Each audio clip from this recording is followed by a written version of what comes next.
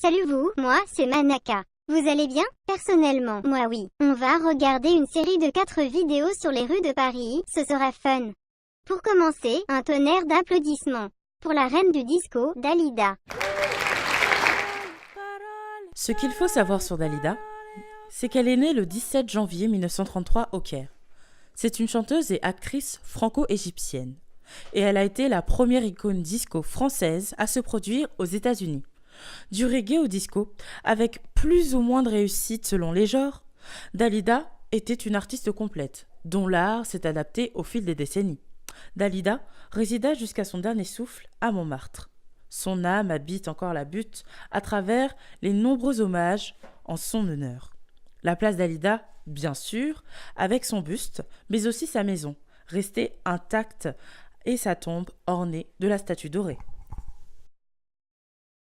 Après ces bien belles paroles, il est temps d'introduire le père de l'homme qui tire plus vite que son ombre et des irréductibles Gaulois, René Goscinny. René Goscinny était un scénariste et dessinateur émérite de bande dessinée.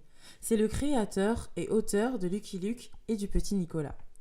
Il a aussi participé en tant que scénariste à l'écriture d'Astérix et Obélix ainsi que Disney Good, pour ne citer que ses plus grands succès. La ville de Paris a décidé de lui rendre hommage durant le projet d'aménagement ZAC, Paris Rive Gauche, de 2001, en créant la rue René Goscinny. Celle-ci contient bon nombre de clins d'œil aux BDistes. Ses citations les plus cultes y sont affichées dans la rue sous différentes formes.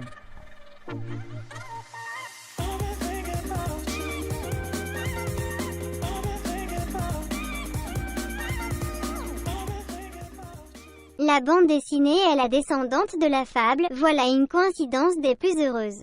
Nous sommes arrivés rue Jean de La Fontaine. Jean de La Fontaine, né en 1594, est le fabuliste français le plus connu. Ses fables ont traversé les siècles par le caractère universel de leur morale. De nombreux hommages lui ont été rendus par pléthore d'artistes, et la ville de Paris, quant à elle, nomma une rue de son nom dans le 16e arrondissement.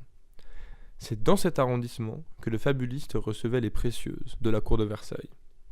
Curiosité de la rue, Hector Guimard, architecte des fameuses entrées métropolitains, résidait rue Jean de La Fontaine. On y retrouve l'hôtel Mezzara, emblème de l'art d'Hector Guimard et figure de proue de l'art nouveau. Venez et terminons notre promenade parisienne par un homme emblématique, Victor Hugo et son avenue. Victor Hugo, né en 1802, est peut-être le Français le plus connu dans l'histoire. Dramaturge, poète, romancier, dessinateur, académicien et politicien, Monsieur Hugo eut un impact colossal sur son siècle et sur les suivants. Les hommages artistiques à ses œuvres sont indénombrables.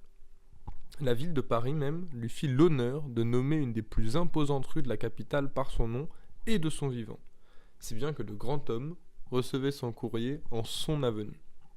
La rue, plutôt avenue, s'étend de la place de l'Étoile jusqu'à la porte Henri-Martin en passant par la place Victor Hugo. À la fois touristique et historique, le quartier est aujourd'hui le lieu de résidence de l'élite parisienne. En vous priant d'agréer, monsieur, madame, l'expression de mes salutations distinguées, peace.